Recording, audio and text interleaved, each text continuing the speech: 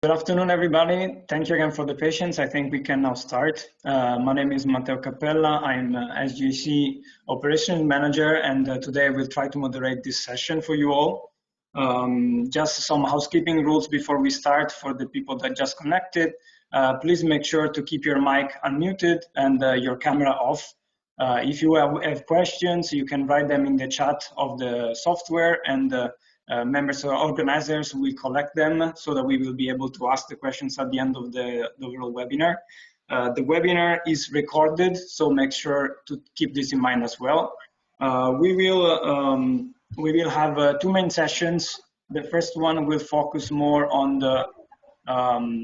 the contact tracing apps and seeing case studies of Europe. So we will have three speakers presenting one web-based application and two mobile-based applications to contact tracing applied for the COVID situation with space-based application involved. So it's going to be either global navigation positioning systems or Earth observation data.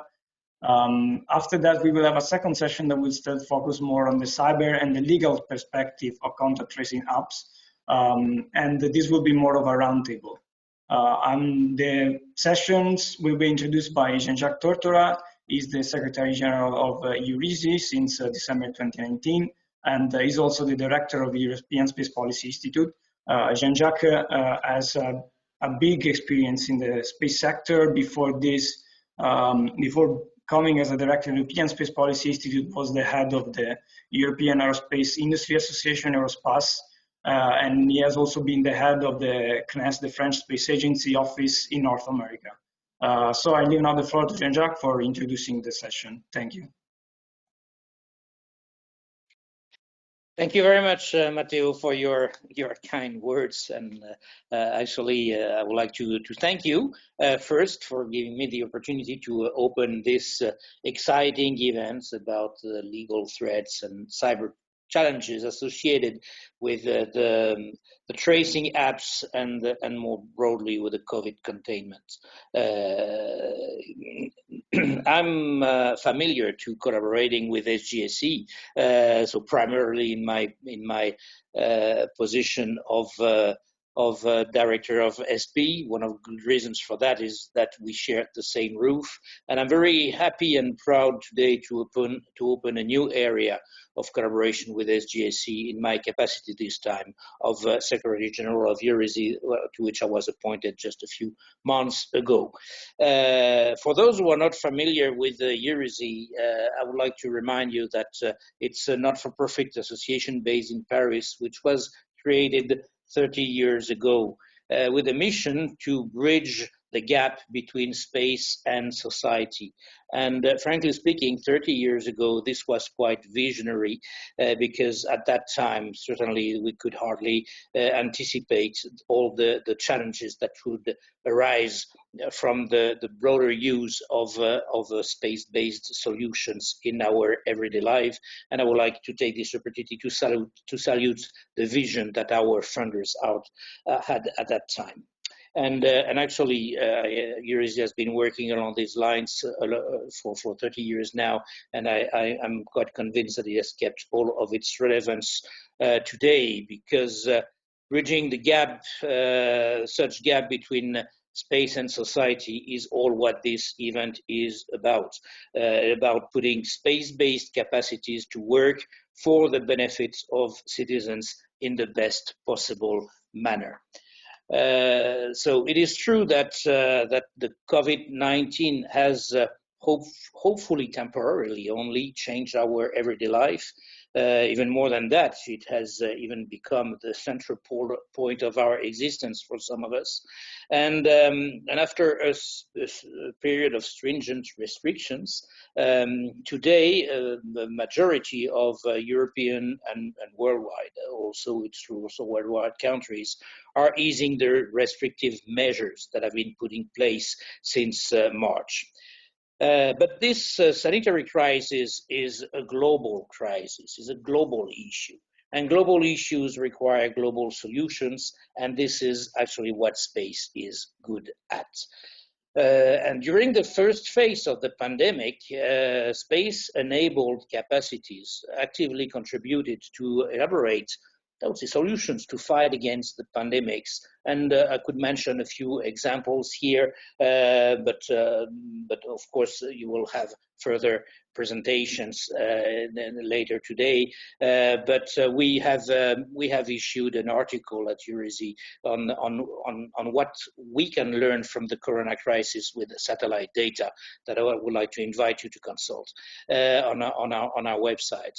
It's all about the Maxar's, for instance, human landscape monitoring application, the activation of the Copernicus emergency management services, the air pollution monitoring, the social distancing applications that have been implemented already in some other areas of the world. But I would also like to remain or to highlight how much space will be instrumental, will continue to be instrumental in the phase ahead of us, in the monitoring of the recovery phase, in the highly expected post-crisis period. So we, as I would say in the space community, we have no doubt that among many other issues, pandemics were one of the areas where satellite-enabled solutions could be relevant.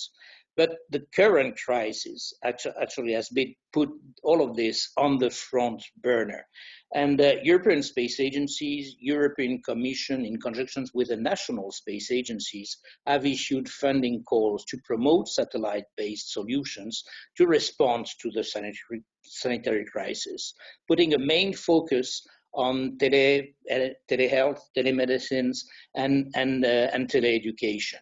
But actually, remote sensing is also playing here a relevant role, and the satellite imagery in combination with in situ data and with other space data can help in quantifying the impacts on the virus in key areas such as environment monitoring, for instance. At the moment, as I said, most European countries are entering a second phase of what so-called cohabitation with the virus era. And the governments are now looking to different options to take up the challenge of a potential second wave of infection that could have devastating effects on our economy and social composition, and especially since we probably cannot afford another total lockdown. So one of the main tools identified is the adoption on a voluntary basis of tracing apps. And at the moment, many apps are under development, so most of them rely on Bluetooth or terrestrial technology, but terrestrial technologies might not be sufficient in collecting broad area and accurate and precise information. So in this sense, GNSS-based space imagery options are irreplaceable. But the launch of these tracing apps raises a number of questions and doubts related to privacy issues. But more than that, we have an ongoing general permanent public debate related to the protection of privacy in a connected world. But this has now today become a burning issue. And this is the difficult task that is ahead of you today, to discuss how or the ways to safely waive the restriction, the reservations in the use of satellite-based solutions as a supporting tool to draft social and economic policies in Europe and around the rest of the world. So I would like really to congratulate the organizers today for having put all of this together. So namely Clémentine, Matteo on SGAC side, as well as Alessandra Vernile and Annalisa Donati on Eurisy side. The programs, I had a look at the programs, and it shows that you will attend very interesting presentations regarding many I would say, fruitful and promising initiatives. So I wish you a fruitful workshop, and I hope that you will have lively discussions, and I look forward to sharing your views, conclusions, and recommendations in this matter. Thank you all. Thank you, Jean-Jacques. Indeed, the situation has changed our life pretty much, and as you said, cohabitation is probably the best word to define how we are going to have to deal with this for the time being. Contact tracing app have been something that we have been hearing from for the last 2 months at least. The biggest actors as Google and Apple that stepped in saying we will intervene and create a joint architecture to distribute, made a lot of sound and a lot of noise, let's say. Today we have, for the first session of this webinar, three speakers that are bringing their space-based tracking apps. They are all Europeans. One of them is based on Earth observation data because it's a GIS web-based system. And then 2 others instead are contact tracing apps.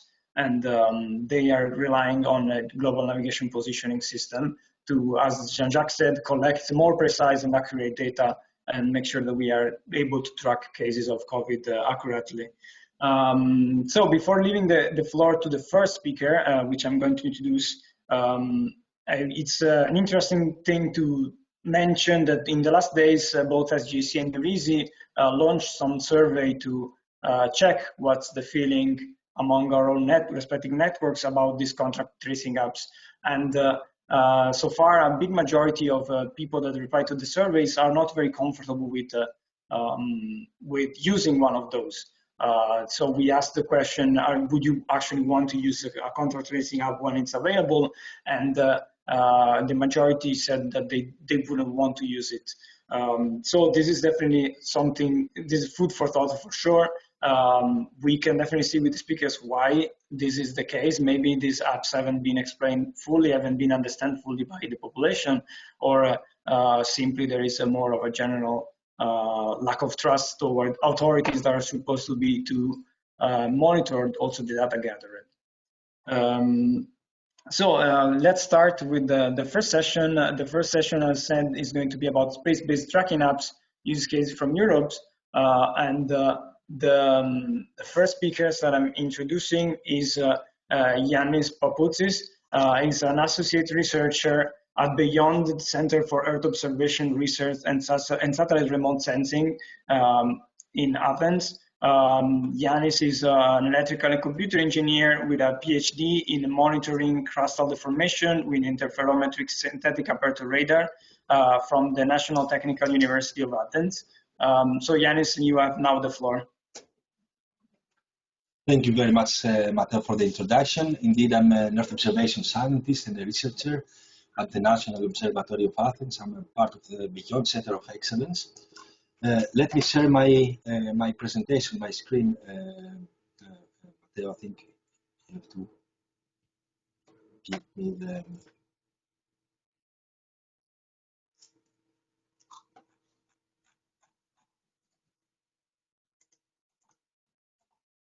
Okay.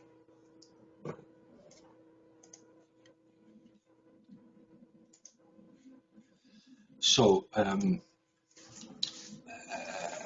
let me just very briefly introduce the Beyond Center of Excellence that belongs to the National Observatory of Athens. We are a research unit who have a clear mandate to conduct research, basic research, but also applied research in the fields of Earth observation, data science, environmental and epidemiological modeling, and multi-source data fusion. And for the past at least 10 years, we have been developing research to address societal priorities and delivering services that are beneficial in different domains, emphasizing mostly in crisis management, civil protection, and others like food security and environmental protection. So this pandemic has been very much at the core of our, let's say, mandate to conduct relevant research. Now, the more mature services that we produce are usually offered in the support of various sectors and policy needs, such as in the health, food, energy, and for the sustainable development in line to the 2030 United Nations agenda, and for disaster management in compliance to the priorities of the SGAC framework. Last, beyond, is a regional support office of the UN SPIDER for disaster management, and we are a validated partner in the context of Copernicus, the big Earth observation program of Europe, in the emergency management services pillar. So, without further ado, it was part, as I said, of our mandate to actively participate in this combat of COVID-19 since the early days of the pandemic outbreak. Our actions was offering an integrated risk assessment and early warning web portal to assist decision makers to provide them with, let's say, information layers that can assist them in having informed decision making. You can see the link of the website below here in this slide that you can visit, and I will show you a couple of slides, a couple of screenshots as well.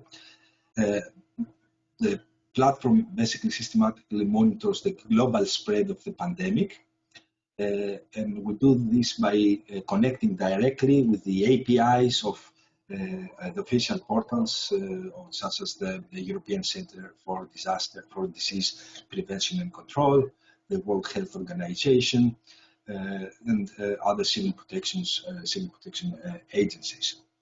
And we want to keep enhancing this platform and contribute with its work to minimize the societal and economic impact of COVID-19 pandemic, by delivering this decision support system that is, let's say, that combines socioeconomic data and information from official sources with space-based information coming from the satellites. And the entire platform is an open source platform that has been tailored to use for advanced data manipulation, for handling multiple and different heterogeneous data sources, and consists of several environmental, atmospheric parameters, health data, social media, and so on and so forth, as I will show you later on. One of the innovations of this platform is that we try to bring into the, let's say, picture some the monitoring and the evolution of some environmental parameters that can have either a causal effect with the pandemic, like, for example, the relative humidity or temperature, and so on and so forth, or we can monitor the impact of the pandemic to some environmental parameters, such as the emissions, the gas emissions, the emissions of nitrogen oxides, the carbon oxides, and fine particles, which let's say they have shown some suppression during this pandemic. In order to achieve this, we connect to both in situ monitoring networks. For example, we are using the atmospheric, let's say, network of the National Observatory of Athens, and we also use Sentinel-5B satellite data to monitor these gas emissions. And the prospect is to connect in the future to as many other available and useful data portals as needed to do a proper risk modeling, let's say, assessment. We believe that the analysis of atmospheric parameters can allow us to identify also behavioral patterns, like the general engagement of people to the lockdown, and but also during weekends, holidays, like good weather conditions that we have now in Greece, that favor increased traffic for recreation and socialization. And such observations can be critical for the evaluation of measures and assist further in decision making with respect to the gradual return to normality. The web portal provides to the general public, research and scientific communities to timely access to daily updated numbers and normalized statistics concerning the outbreak and its impact on humans by connecting to the official portals. But also we try to do some analytics on top of them to show the evolution of these normalized statistics as new measures and new policies are put into place, and make these correlations. some very technical, a few technical words. The backend connects to the multiple APIs using Python in order to harvest, download, and pre-process in a fully automatic way the different data that we use in situ, satellite, socioeconomic. The process data are stored in a database and Postgres database. Then we can do some analytics using geospatial queries, and then we create, let's say, map services using the GeoServer. And this is the high-level architecture of our system. What is going behind the cartoons? We have on the left-hand side the sources. The core part is the analysis that we do, and then we have the interface, the web platform that you can access in the link, and also some analytics that are on this, let's say, database. One of the, let's say, innovations that we try to bring, and this is ongoing work, is the let's say, effort to downscale the information that we provide. And in order to downscale this information, we need some external data, some new information to come. And in order to do that, we have allowed authorized users, like the official national health authorities or civil protection organizations, to log into our system and input data to again to upload some fine-grained data on a larger topographic scale, for example, in municipality level, and enhance the development of reliable risk assessment of the system. The biggest challenge that we had to face in this development was the big data issue, and this is not so much in terms of the volume of the input data, but more on the heterogeneity of the data and the harmonization process that we had to undertake in order to make these, let's say, data comparable and complementary to each other to provide some, let's say, new information. So this was our main issue. And the next steps for us is to do some, let's say, analysis in terms of developing some correlations on the collected data. We'll have to do some research, which is our other mandate on the data that we've collected. We want to improve the system by providing some downscaling information using data coming from third parties, and want to extend the system by including also as environmental parameters the ultraviolet index, nowcasting and forecasting. This is one day in the future, and this is a parameter that is affecting the spread of COVID-19. And we also want to operationalize the system, create some alerts when we reach some critical environmental conditions that can affect the spread of COVID-19.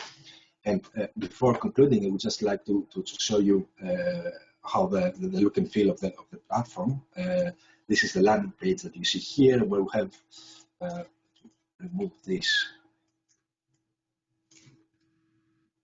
Oh, I cannot. Anyway, this is the landing page. You can see different information like the cases and the casualties, but the most interesting part comes from the integrated statistics. This is the overall percentage of mortality from the start of the, let's say, the pandemic until today. This is updated on a daily basis.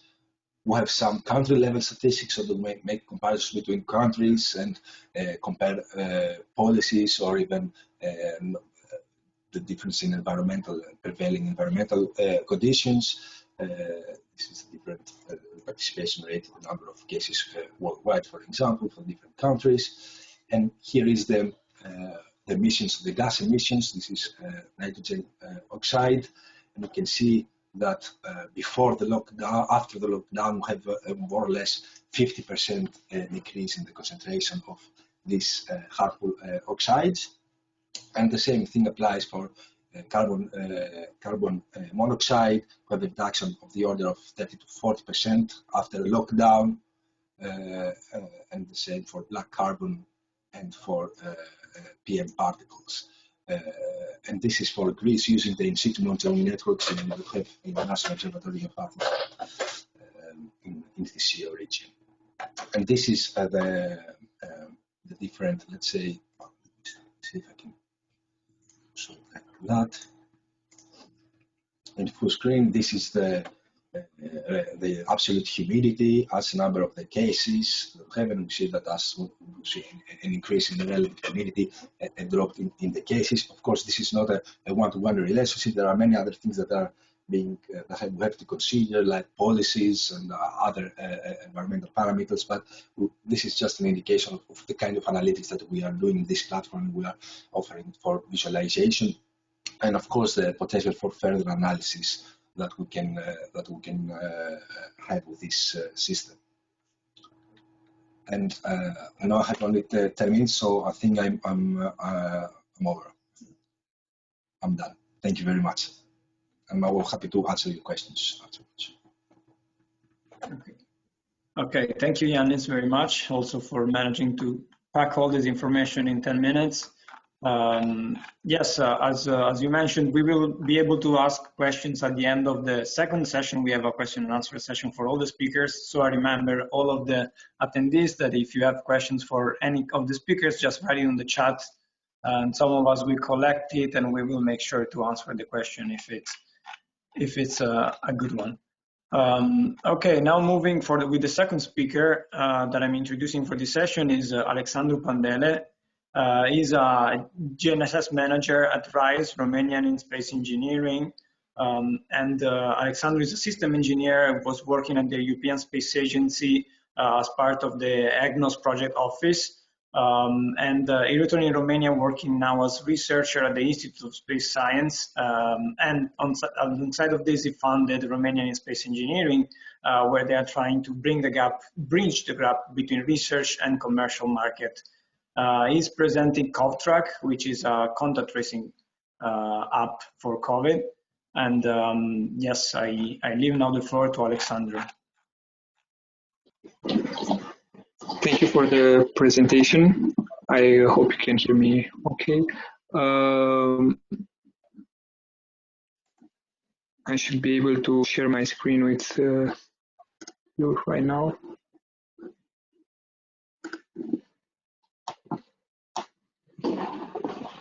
Yes, we can see that. Thank you, Alexander. So I'm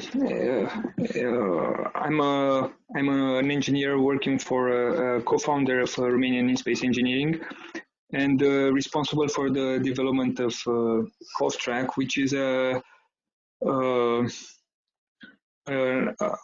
mobile application dedicated to helping the identification of potential transmissibility vectors of COVID-19 using Bluetooth technology.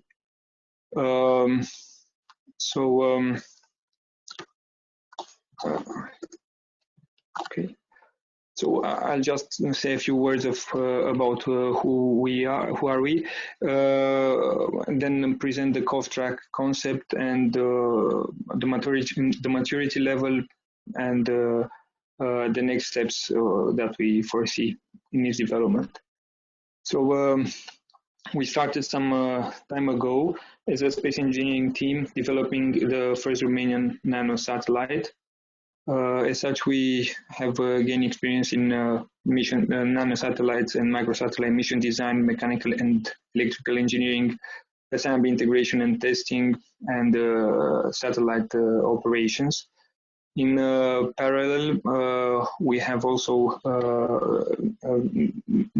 gained experience in global navigation satellite systems, where we've been doing mostly performance evaluation, multipath modeling, providing some PNT services, and commercial applications for GNSS. In the last category, commercial application for GNSS, we have developed in a NAVIS program for the European Space Agency a crowd management application that is helping event organizers to deal with large crowds via a mobile application and GNSS positioning. So this was actually our starting point, let's say, when the COVID pandemic crisis began at the beginning of the year, and we thought of using the experience we gained in Agora and the technology that we had to provide our contribution. We quickly realized that what works for a large event, it doesn't work for the whole world, for a large surface like such a country or even a city. So one of our younger colleagues came with the idea of using Bluetooth and somehow reducing the features of the application to the strictly necessary. This is how we came with the cough track concept, which is using which is based on an application, mobile application, that is taking advantage of the fact that all devices, all smartphones have a Bluetooth chipset with a globally unique address. The way the Bluetooth technology works on a short distance, lower than 10 meters, and this is the distance of interest to track possible contacts with people, and possibly with people that are vectors of COVID-19. So we realized that we can use this technology to determine approximately whether contact has happened within 2 meters or within 5 meters, and this information is recorded on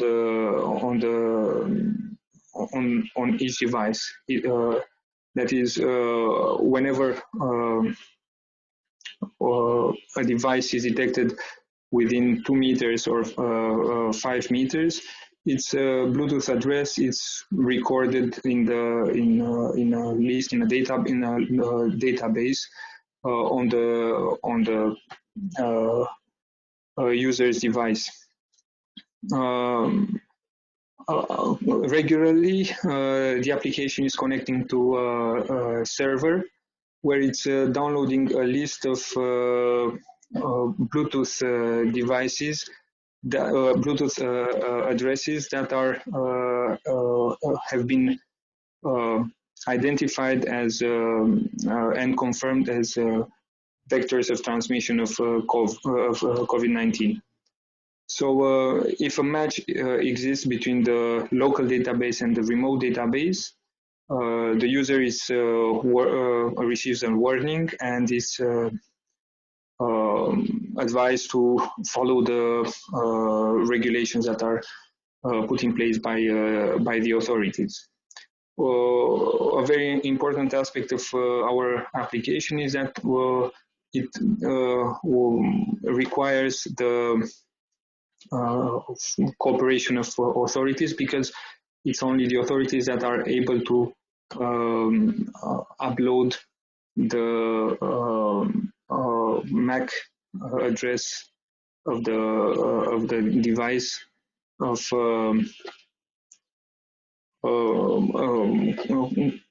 COVID-19 vectors of transmission. So this is basically the concept. I think we have acted quite quickly on it, and by the end of March it was already available as open source on GitHub, at least in the Android version. Regarding the iPhone version, this is a bit more tricky, and we still are trying to get around the more restrictive policy of Apple regarding Bluetooth. And we are working right now on concept refinements and increasing functionalities. For example, we are thinking of ways to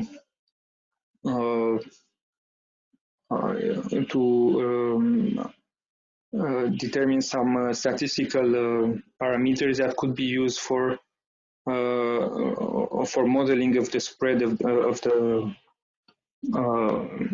the epidemic of the virus, in the sense that most models would require a number of contacts, an estimated number of contacts between persons, and these numbers currently are guessed or estimated offline.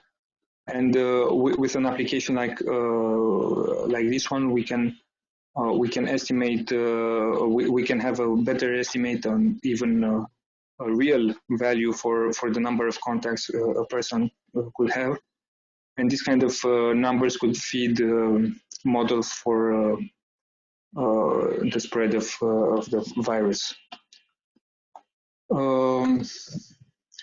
These are some these are some screenshots from the application with the Bluetooth addresses that have been detected, and the type of wording that we receive. I forgot to mention that we are also recording the location of the contact. This may be and this is controversial, let's say, but we consider that it is important because it can help us removing the false positives. For example, sometimes when you are in traffic, you might be detecting Bluetooth devices from other cars. So at that moment, you haven't been in contact with that person, but the Bluetooth has been recorded, especially if you are staying in traffic at a traffic light. So this is a false positive that we can remove simply by knowing where it has been, where it has happened. Another reason for using the position and recording the position is that some contacts may happen in a store where while only the user can detect that a COVID patient has visited that location and possibly has been in contact with the user. Many more people must have been in contact with that person, with that COVID patient, and that didn't have the application. So basically, a warning will be given for the people that have visited that location, that store, during that time of the day or during that day.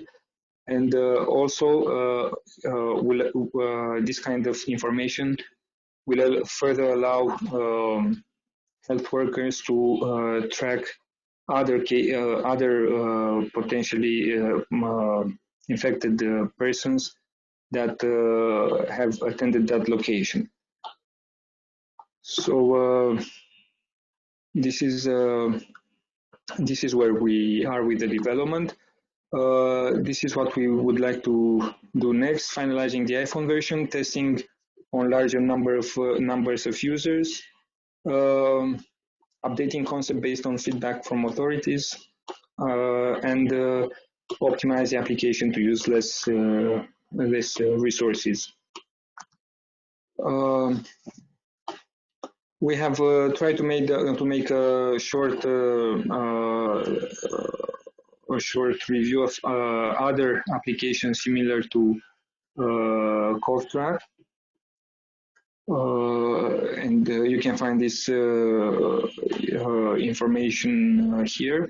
The application in general are rather similar, but I think the main point in our application remains the fact that it only works with authorities contributing to its maintenance, let's say.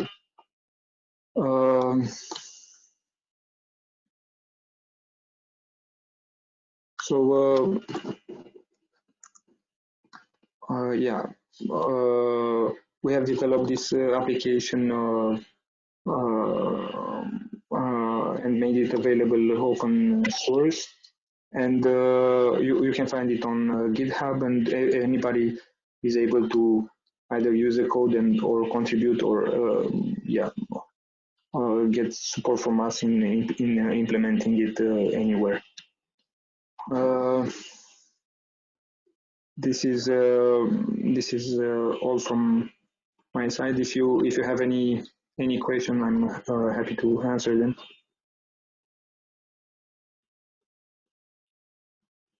Okay, thank you, Alexander, for the presentation.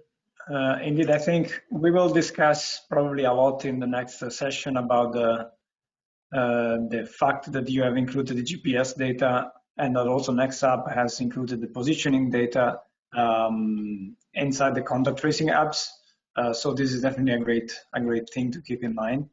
I'm now leaving the floor to the third speaker, Professor Alessandro Bogliolo.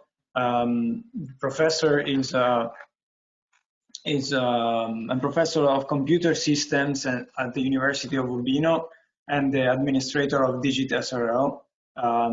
He's a graduate of the University of Bologna and holds a PhD in electrical engineering and computer sciences. I've worked around the world in Bologna and in Stanford as well. It's the author of a massive online course for teachers called Coding in Your Classroom Now. And as I already mentioned, he's the sole administrator of the social and digital innovation company, Digit SRL.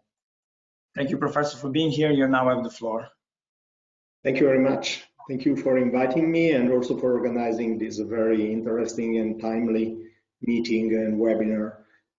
So let me start from the name of our application, which is Diary, which is the short name for Digital Ariadne. The name comes from the myth of Ariadne, who was a princess in charge of the labyrinth where sacrifices were made to the Minotaur. And Ariadne fell in love with Theseus. And since Theseus volunteered to go inside the labyrinth and kill the Minotaur, Ariadne provided a sword to kill the Minotaur, but also a ball of thread in order to be able to find the way out of the labyrinth. So that's the metaphor of our application, because we believe that data are our thread to be unrolled in order to find the way out of any crisis or any situation in which data can be of great help for safety.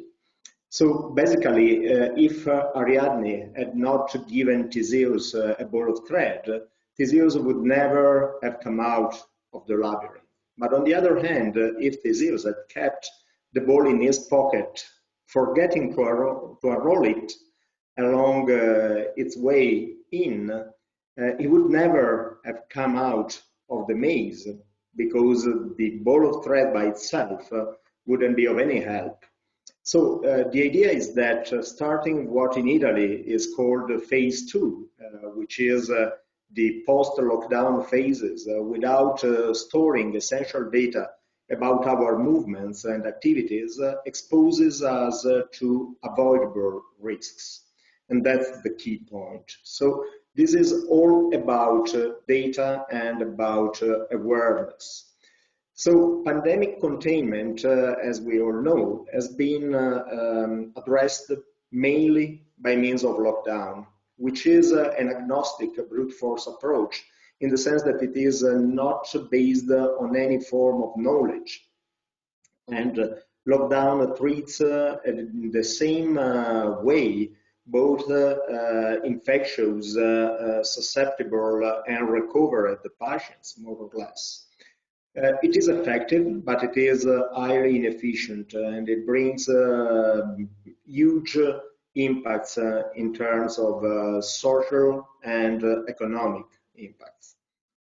Quarantine in post-lockdown situations is a much more selective approach, which is based on knowledge, which is based on diagnosis and traces, so data basically. And it is effective, but it is effective only if promptly adopted. And that's a key point where technology had to enter into the picture in order to allow timely responses, timely diagnosis, and also timely reconstruction of the contacts in order to be able to selectively apply quarantine wherever it is appropriate.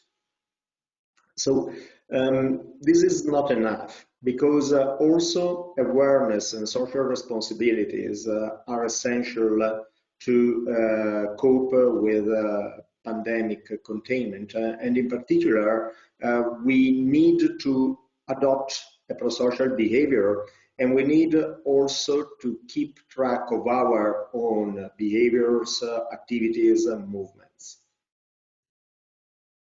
There are many relevant data and many technologies that can be applied in order to automatically collect and store this kind of data. The two main approaches, as we all know, are contact tracing and position tracing. So contact tracing is mainly based on Bluetooth technology, just because Bluetooth is a short-range technology which is widely available in most of the smartphones that are already deployed worldwide. As you mentioned, Google and Apple have developed the exposure notification protocol that builds on top of Bluetooth in order to enable pseudonymized contact tracing that is more privacy preserving than just using the standard Bluetooth protocol by itself. But on the other hand, relying on contact tracing has an inherent quadratic dependence on the adoption rate. So this means, for instance, that if just 60% of people adopted a given contact tracing app, the effectiveness of this app would result in about 35%. And on the other hand, contact tracing is also insensitive to environmental and indirect exposure, for instance, through surfaces.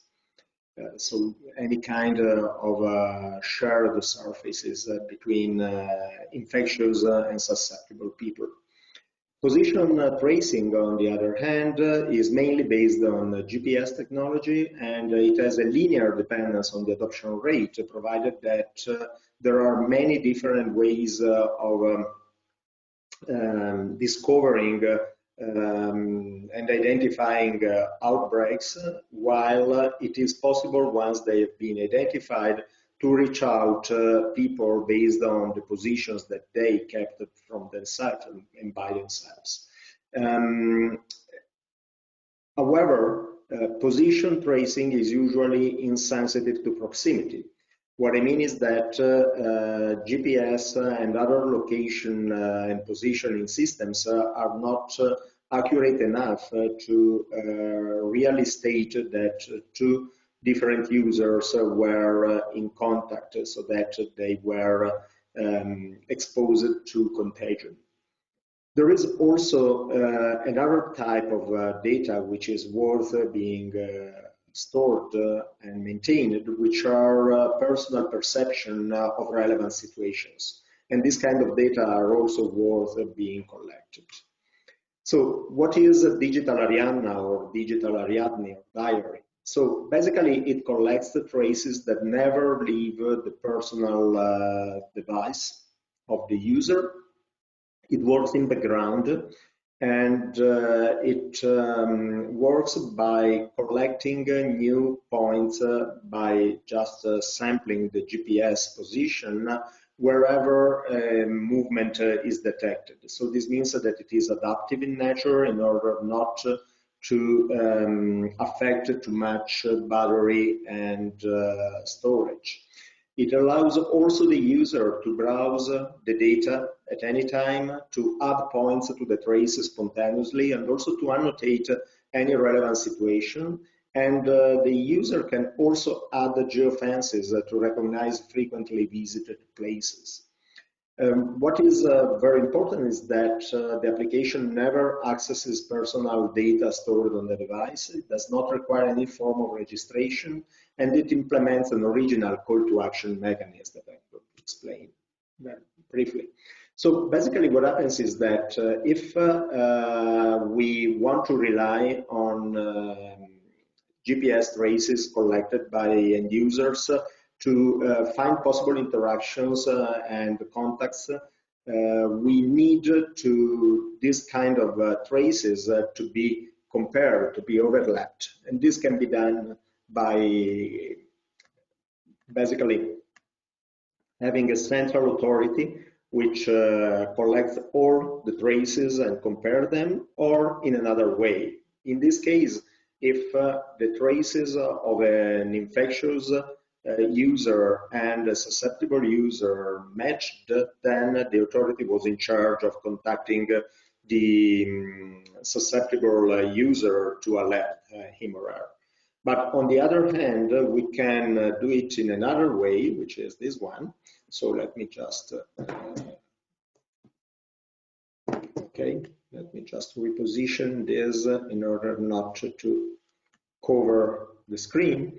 So basically what we do is to collect the traces, private traces on personal devices that can be used by any user tested positive to offer a true cooperation with the authorities in order to possibly find out the outbreaks or the situation in which the contagion could have happened. And based on that, the authority can just dispatch and issue what we call a call to action. Call to action are nothing but messages that suggest to end users to take a specific action, but they are also annotated with given positions and time periods, which make this call to action relevant. So this means that instead of just uploading all the traces or all other users to a central database, what we do, or to a server, what we do is to allow all the application, all the instances, installation of the application to receive these call to actions. And once they are received, nothing is shown to the user unless the filtering criteria match the traces, the local traces that are stored on the personal device. In this case, the match is notified to the end user, and the corresponding action is proposed, and the end user can, on a voluntary basis, decide to take the action, like, for instance, calling an emergency number. The other point of digital Ariadne is that we built on top of end users' awareness and social responsibility. And this means that we provide many different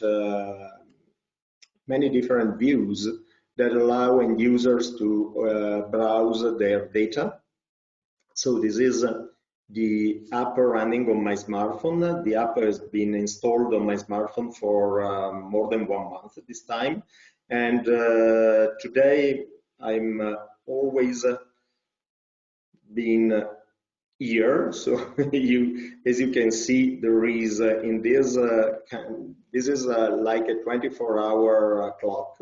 And you see that right now we are here, and I'm always been in the same place for the entire day. But if I go in a different day, like for instance here, I see that I visited different places, I moved, and this is the outmost ring showing movements, while the inner ring shows the places where I stayed, and I can see what this means. So I annotated the places, and I can also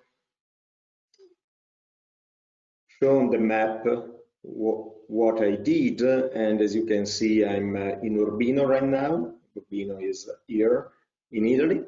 And I can also add at any time any kind of other information just by using this fun here. I can add a place, meaning that I can add a new geofence to annotate a frequently visited place, a new one, or I can add a note just by placing, by pressing this button here. The position is at this time sampled in a precise way, meaning that for 30 seconds the GPS is sampled, and the most accurate reading is the one that is really used. Then I can write something here like webinar, and this appears on the innermost ring as an annotation. It also appears here, and it appears also on the map, even if right now it is covered by the pin showing my current position. But the most important thing are the call to actions. So the call to actions allow me to just check if there are new actions for me, and these are just testing call to actions, but every time I see a call to action, I can decide to just remove it, or to just say that it has been already taken, but I can, most important, go and see what the call to action means. And here, for testing purposes, I can also check the filtering criteria. And as you can see, I received this call to action just because it is centered in Urbino, where I am right now, and also the timing criterion is matching my traces. If I go back from here, I find that the call to action has been annotated as seen, and if I don't need to take it, I can just remove it. And here I have another one. I can check this one as well. And as you can see, this is even more precisely centered around my place.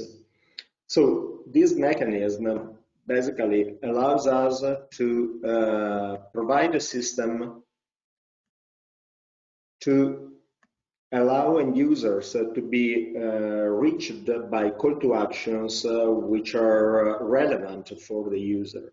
But we also build on social responsibility, and we recognize the social value of individual actions, and in particular the usage of diary has been recognized as a pro-social behavior by the ethics committee of the WOM platform. WOM stands for Words 1 Minute. And this is a platform that basically delivers social responsibility certificates to people taking pro-social actions for at least 1 minute. One stays for words 1 minute, as I said. So in order to summarize, I can say that by keeping a diary active on a smartphone, the user keeps a record of their movements and creates the conditions for receiving only relevant messages in the future, referring to the places she visited and to the date and time when she did so, without ever revealing to anyone her movements or identity. The readiness of the application is basically quite good in the sense that Diary is an open source project, so it can be found on GitHub, and it is open to the contribution on any other developer. It is developed and maintained by the University of Urbino and by Digit SRL. The project started in February 2020, but since March the 23rd, we involved more than 500 beta testers. They did a great job, and we released 13 versions of the app to beta testers, and right now version 0.1.3 is available on Google Play and App Store. Version 0.1.4 is expected to be released on Monday next week, in 3 days, and this will extend the mechanism of call to action to non-pandemic applications, like, for instance, taking control of huge events or allowing people to safely take part in events while keeping track of their participation. And this is the link to the official website of the application. Thank you very much for your attention. Okay, thank you, Professor. Indeed, this is very interesting. We saw how a similar concept gave a different application compared to one of CoughtTrack. And this is, again, also different from the main applications that we are seeing around popping up, supported by various governments and authorities in cooperation with using the Google and Apple API and architecture. So I'm sure we will have also questions about this. I already saw some questions about this. Yeah, so I'm now introducing the second section. This will be more of a roundtable, so we won't have PowerPoint presentations. We have two speakers joining in to discuss about the cyber and legal aspects and perspective of contact tracing. The first speaker is Stefan Abductee, is a cybersecurity consultant and professor at University of Rome La Sapienza. And as a former ESA staff, he's actually worked for the European Space Agency for 26 years, both at the ESA Information Systems Department and founding and becoming the head of the ESA Security Office. And the second speaker is Dimitra Stefudi. She's part of the academic staff of the International Institute of Air and Space Law of the Leiden University and a PhD candidate in space law there. She holds an advanced master in aerospace law and international business law master, and she had both attended and is teaching as a visiting lecturer at the International Space University.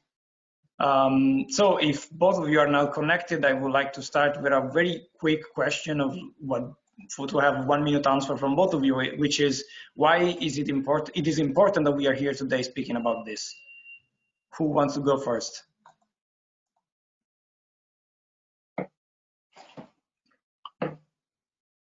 Well, I can go first. It's a difficult question because you asked for the end of the presentation before we started.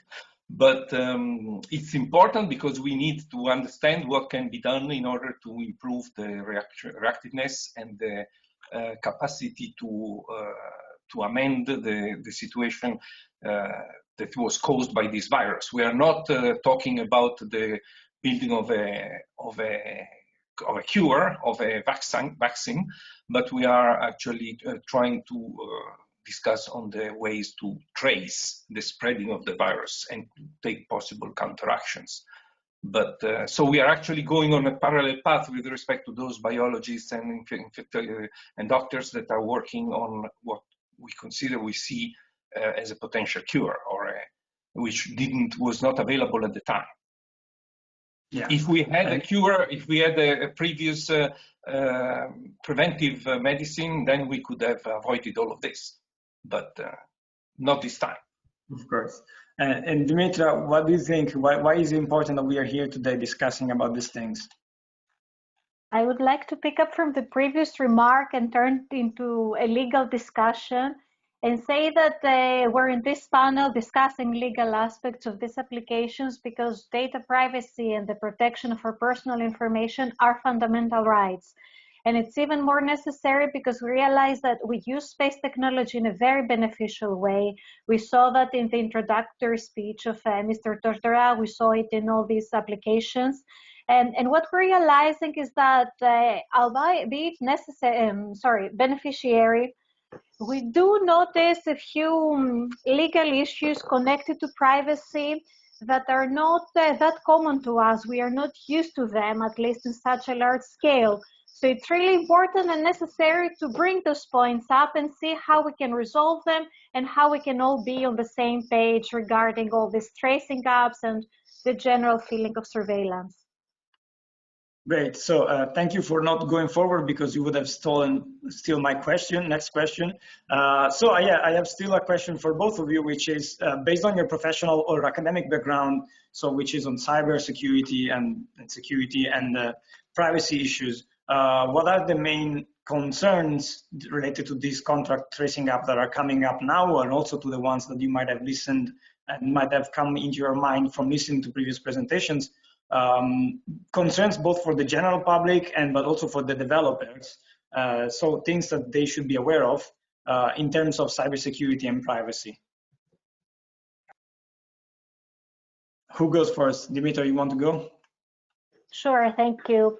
I would say that first of all, data privacy and data protection are two different rights. They're also regulated and governed differently. Data privacy is a constitutional right. It's also found in international treaties. Data protection is regulated regionally and nationally. So we really have a lot of different regulations, but some common elements that we find there and are also connected to all the tracing applications are the consent of the data subject, the person whose personal information is collected and shared. And I think this is a central element in this discussion. I think all of these applications that we saw are voluntary, which means that we download them on our device, usually on our cell phone.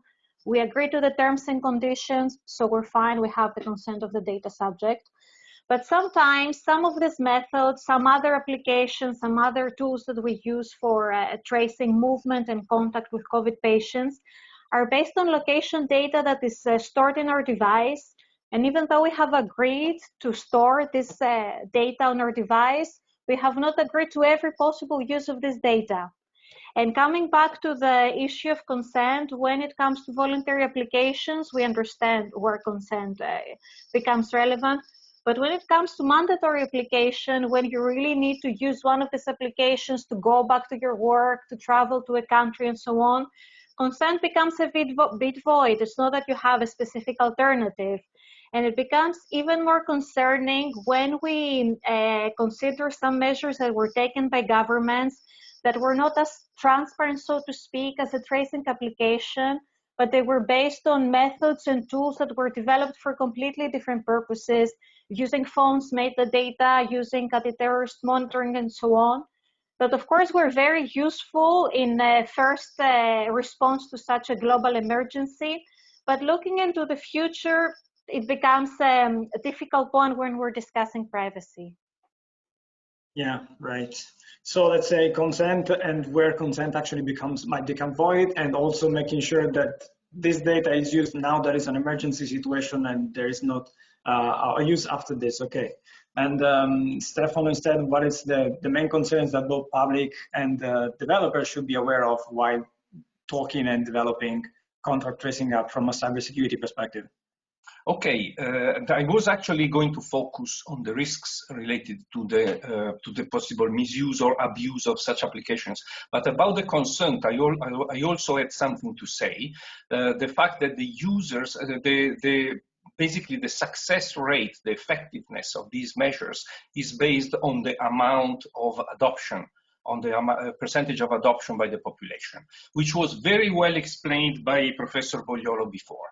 And in order to do that, it's necessary to have some kind of exogenous factors that could convince people to adopt this application. And the example of what I had in mind was the example of a lottery that gives prizes to those who adopt it at random. But some more deeper and actually much more acceptable is the fact of giving a certificate of good conduct, the WOM, which is actually increasing the success by making people responsible of the good and the overall benefit that the society can take out of their adoption. So this is actually one of the critical factors, which is not related to cyber, but is more related to how widespread the usage of the applications is. Related to cyber, the risks exist, and they are also related to the protection of the individual's privacy and individual rights. The Bluetooth itself is actually a technology that has some weaknesses. It eats up battery, so it lowers the lifetime of the device. And in order to do that, one would have to use low power, low voltage Bluetooth, and this would decrease the precision and the distance that would be sensitive. So it is more important to consider, and needs to be considered in the applications, the percentage of mistakes, errors that they can make. Then there can be processes, as we have considered before. There are IDs, identities of the owners of the devices. Nowadays, the tendency is to actually use casual IDs, remote party IDs, that are attributed to the device and refreshed every so many days. In such a way that this is anonymizing the data. So we know that we have been close to somebody with a disease, but we don't know who that person is. We know only an identifier. And then all the evasive actions that need to be taken need to be made very clear. So if our device is telling us that we have been exposed, we need to know exactly what to do in order to take action. Now, what about the risk for this information that can be misused? What is this information is actually exposing, with the limits that we have said, to third parties that can be governments, law enforcement agencies. And just look at the news that we get every day about what's happening in China or in the United States. We become nervous about what the government or some governments can collect about us and what we have done, where we have been. So there is a strong bias, a strong push for the proper usage of this application to reassure the people, if they have to freely adopt them, that this information is not going to be abused.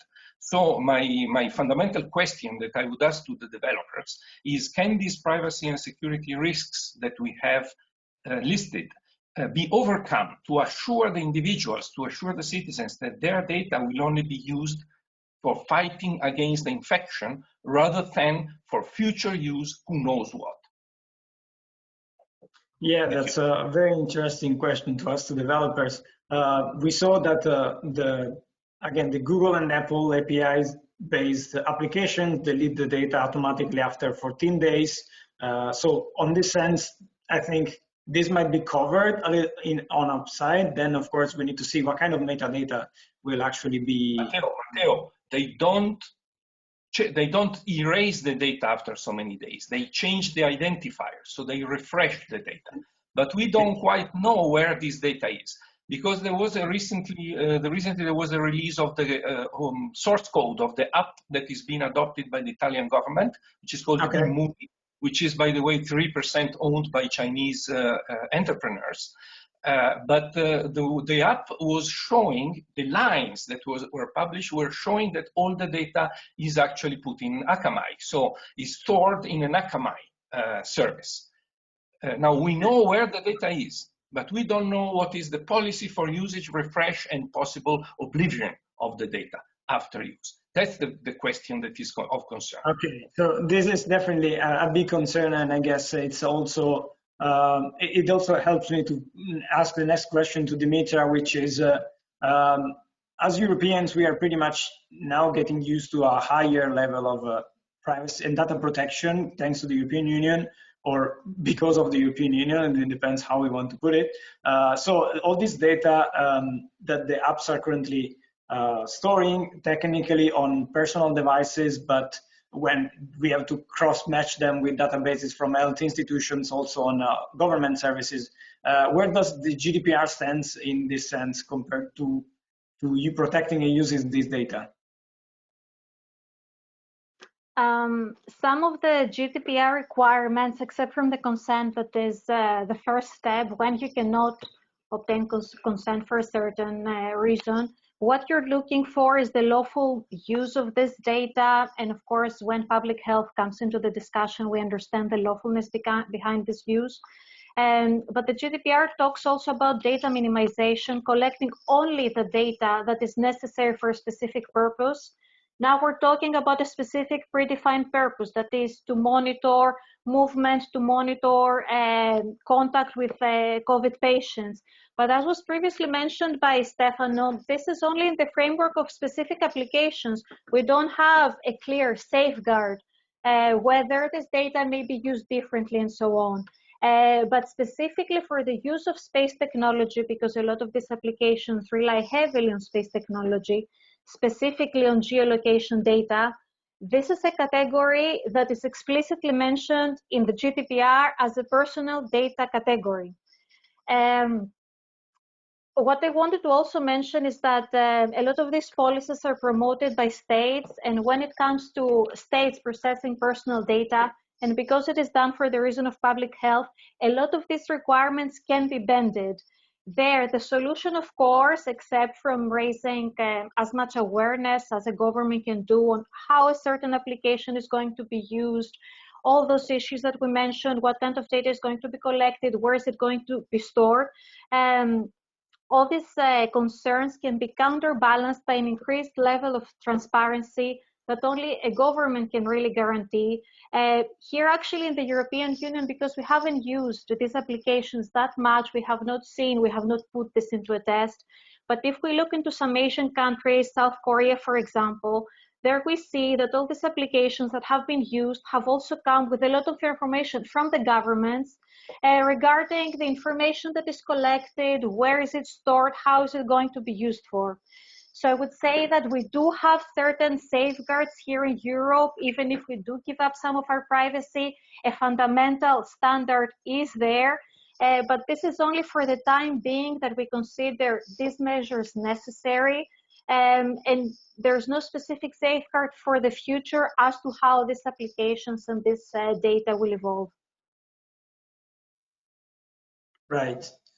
So having discussed a bit, given a lot of time on privacy and data protection, I wanted to go back to Stefano and ask another question, which is, do you think there is, do you see possibilities for these apps to be, let's say from a cybersecurity point of view, weaponized or like crippled by means of flaws inside the apps, and how that could happen? If we talk about risks, I do see the possibility for these weapons, for these apps to be transformed into weapons, because it's always possible to abuse, to penetrate the protections and to abuse the information contained for purposes that are not the ones that are meant.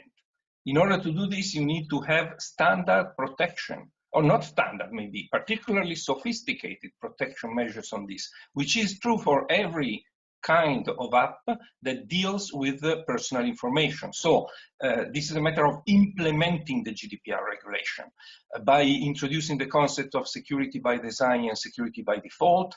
That means when they're developed, security must be the principal, the main concern about the developers, in such a way that they must be able to provide the security of the information in storage, the management of the keys and the security of information in transmission, so that we know that when we send this information, either it's anonymized, so it's an identifier that means only a number of digits, but doesn't directly connect to the identity of the owner, or if the information is properly specified, then it's properly protected by a set of keys and a set of security measures that will make the information properly protected. This does not seem to be particularly sophisticated in the apps that we're talking about. And so we need to have basically the two measures that are normally taken in these cases. One is to publish the code, so to source the code in such a way that experts can look at it. We just took the example of Immuni, which was published, and everybody, including us, could read it and see what it does. Of course, assuming that what's published is the real application, not that there are backdoors on or obscure aspects. And second is to have experts that are independent to perform penetration tests, because experts know what are the weaknesses and know how to expose the weaknesses, and would put the application to several and severe testing in order to make sure that it does what it's supposed to do. This is more or less where we are now. So we want to see evolution in the sense with reassurance, and the reassurance, including also the incentives we discussed, would be the best way to have the application become a success, the spreading of the application become a success. Yeah, right. So exactly, and let's say looking forward, and this is a question for both of you, we discussed both privacy issues and cybersecurity issues, and it's clear that these apps, all of them, are still not going to be accepted lightheartedly by a big chunk of the population. As we said at the beginning of the webinar, we had issued a survey through the Eurisy and SGAC networks, and the majority of the respondents said that they wouldn't use these apps. So do you think that there is a way we can find a good compromise between protecting and securing public health on one side, and on the other ensuring that we are doing things in an appropriate privacy and appropriate way according to privacy and cybersecurity? Who wants to go first? I would say, just for the record, that I answered positively in this poll, that I would use such an app if it was available. That is because, even though I don't believe in herd immunity, I believe into some sort of herd privacy. So if we're all aware that we're giving a very small part of our private information for a better cause, but we know this is a specific better cause, then this can alleviate some of these concerns. Because the main factor perhaps here is that privacy and cybersecurity and other related concerns for the moment are overcome by the necessity. We understand that we're using it for a very specific purpose. We don't have many other alternatives, and we resort to some technologies that are a bit invasive. We justify that because it's necessary and because it is proportionate. We take away from our privacy, we contribute to public health. And there's not much we can do at this stage, at least, to take this development back. We cannot remove space technology from outer space. We cannot remove location data from our devices. But what we can do is really be more aware, either as individuals or really through public policies, of what is happening with all this private information. This is what I would look for in the future. Not necessarily abiding by all the data protection requirement when that is not possible because of a reason of emergency, but to sharing more information about why we are giving up some of our privacy. Yeah, right. And Stefano, what do you think? Is there a way to find compromise? In fact, I would add, so yes, we are all ready to take into account the exceptionality of this situation, which actually none of us remembers having lived before. What we are told is that there was this Spanish fever in the 20s, in the 1920s, then none of us lived through that, but we know about these circumstances where we are prepared to do something special. But at that point, I would insist of having a credible reassurance about the oblivion.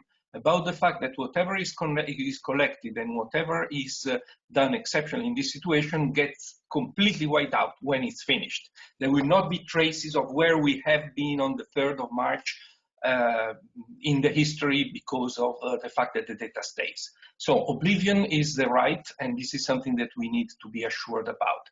And the other thing where I would insist is that we need still to continue with what we call containment methods, or they're called the 3T, test, tracing, and treatment, which are measures that would be even more pervasive because they would deal also with those who don't have a smartphone, those who don't have the possibility to be traced, but still they have the risk to be exposed. Basically, the poor, the people who are not in the condition of participating in this. And there we would have to protect them with the 3Ts in parallel together with this app that we had just discussed.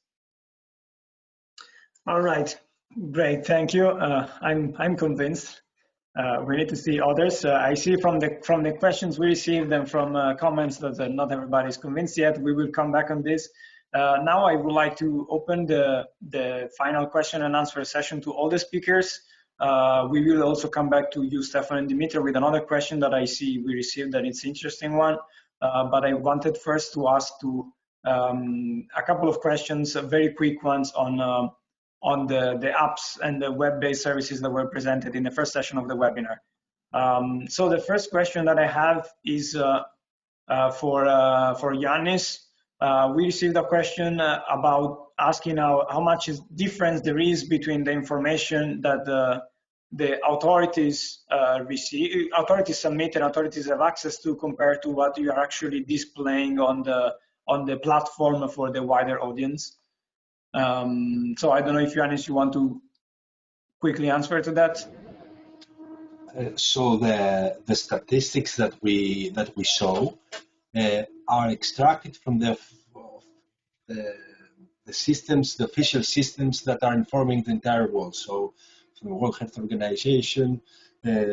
So these are exactly the same. The different thing that we're doing is that we are overlaying this information, which is common, with other parameters that are environmental parameters, like gas emissions, like outputs from our meteorological modeling, temperature, humidity, relative humidity, so on and so forth. So the value is in the analytics, where we combined this official information with other kinds of information coming from the satellites or from meteorological modeling. Okay, so the information that you display on the platform regarding number of infected people, let's say, is the same one that it's fed into the system, and I guess you don't have to manipulate in any way, so you don't see the data is there. You're just picking what the numbers that are given to you. Exactly, and we're just doing some aggregation, some analytics. We're creating some visualizations to compare countries, compare different regions in Greece, that kind of analytics. Okay.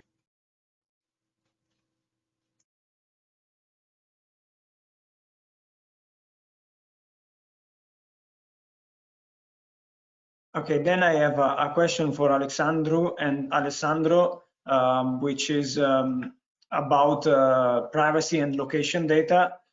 So the user, the audience member that asked this question was asking if, well, how you deal with the privacy of location data. So you mentioned that you're storing this on the user's device. And if users are aware that this location is being recorded, then if this data is actually stored indefinitely, or if you are deleting this after a while, or there are some in-system built solutions to make sure that the data is not stored indefinitely. So I will answer first. We are storing only the location of the contacts, so we are not tracing the person's location. We are only storing the location where a contact has happened, and this information is stored only on the phone, on the device of the user, and is being deleted after 2 weeks. Okay, it's automatically deleted. Okay. Yes. And Alessandro, is it the same for diary?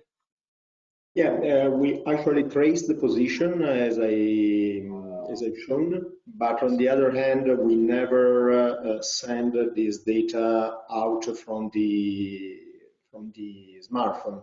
So this is something that builds on top of the awareness and social responsibility of the end user. So in our privacy policy, this is stated very clearly that it is up to the end user to keep these data, and data are just meant to be used by the owner. So we just allow the end user to receive data from health authorities in case they want to use the call to action mechanism that can, on the other hand, be used also for other purposes. Okay, thank you. Okay, I think we have time for one last question, and is both to Stefano and Dimitra, and it goes back to what we were discussing just right now. We have received a question about the fact that, so I'm reading it because it's a long one. So under the GDPR, we already assessed the risk of a misuse or security breach to the data subject against the benefits.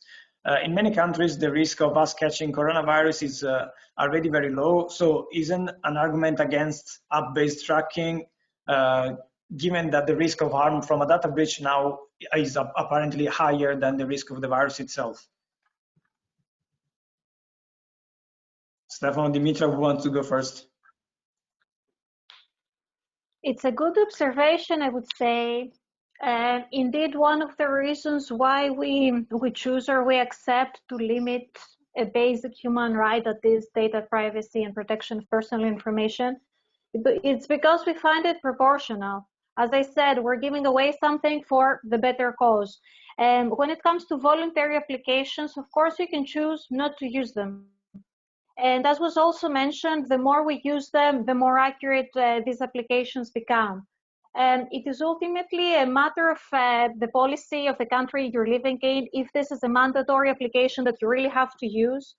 And this may not be just for now because we have a lot of victims or because we really feel the impact of the coronavirus, but because in the future it may protect us from having another spread.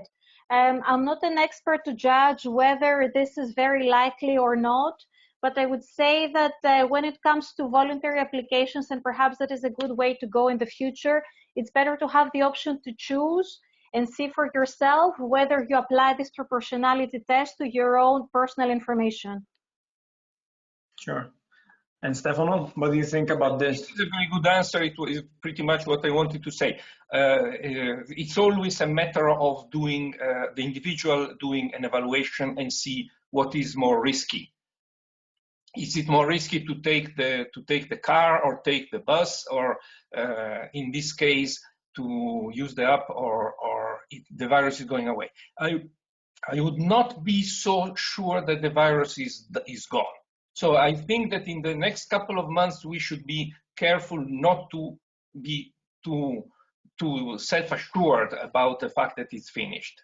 And so still to take measures, the 3 T's I was mentioning before, and possibly also to gain experience, also to test these apps to see how they work and how they would work in the future. But for me, it's not time yet to give up and say it's done and we just go out in the streets, and the risk for contagion for me is still there. And so one should not really overdo it and still take possible measures into account. Then at some point, the vaccine against this virus will be provided, but it will be another virus in the future. So we need always to learn and to be able to take similar situations and to address them in the future. Sure, yeah. Thank you. All right, so thank you to all the speakers. I think it was a very interesting couple of sessions, a very interesting discussion, and now also for the availability to answer some questions. So we thank you for this. Now we have just a final concluding remarks by Harriet Brettel and Tia Flem. and I will leave them the floor immediately. Harriet, she's the head of business analysis at Astroscale in the UK. She's the co-chair of the Space Generation Advisory Council. She's the co-founder of the London Space Network. Overall, always been very keen in public engagement with space science and interdisciplinary collaboration, looking at the future of the new space economy.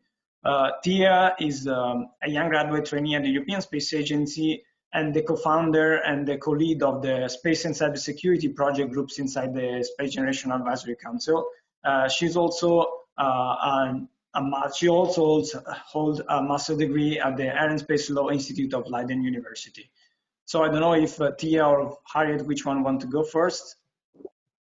Yeah, I think I will go first. So I see we're a bit over time, so I won't make a big recap over everything that we learned today, but it was very interesting to hear about the different apps being used and also highlighting both the different security risks and what to take into account when we are looking at these apps by looking at security by default, Stefan Abductee was talking about, and publishing the code, and also what to take into regards on how to, let's say, better accept the usage of these apps, as Dimitra highlighted as well.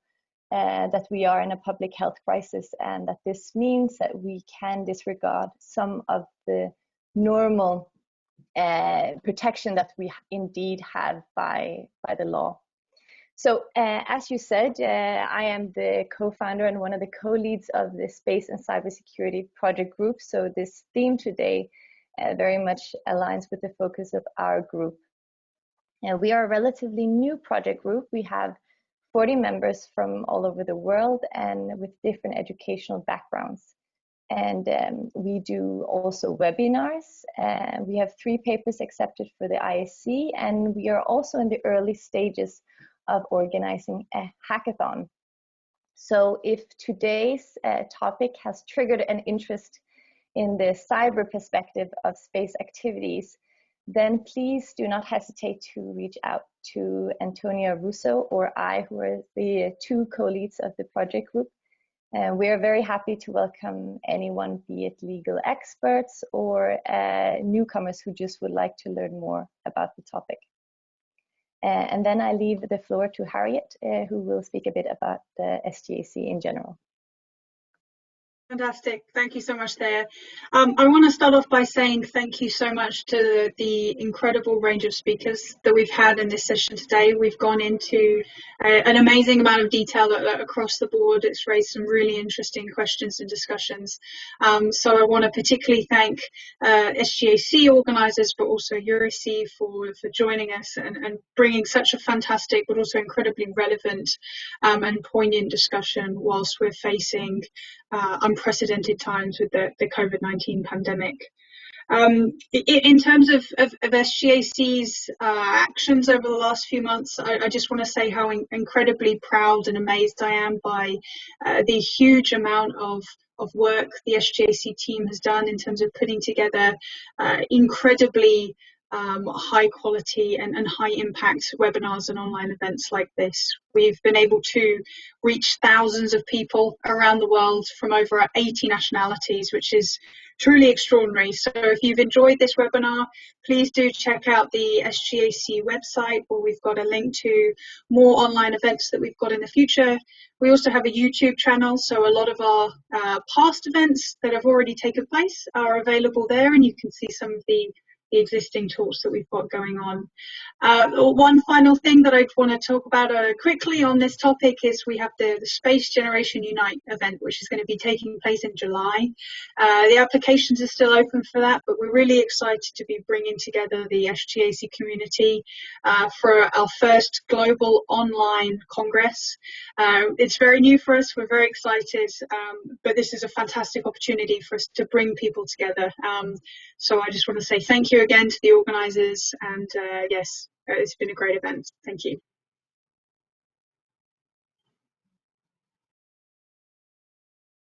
Oh, you're on mute, Matteo, just as a heads up. Of course, as always.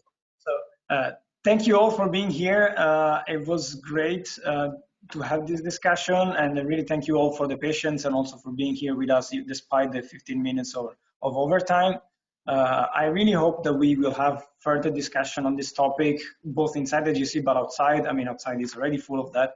I left on the comments a very useful tracker to keep track of all the various contact tracing apps that have been popping out in the last month, so you can actually go and check which government is doing what in this sense. Thank you all again, and I wish you a great rest of the day.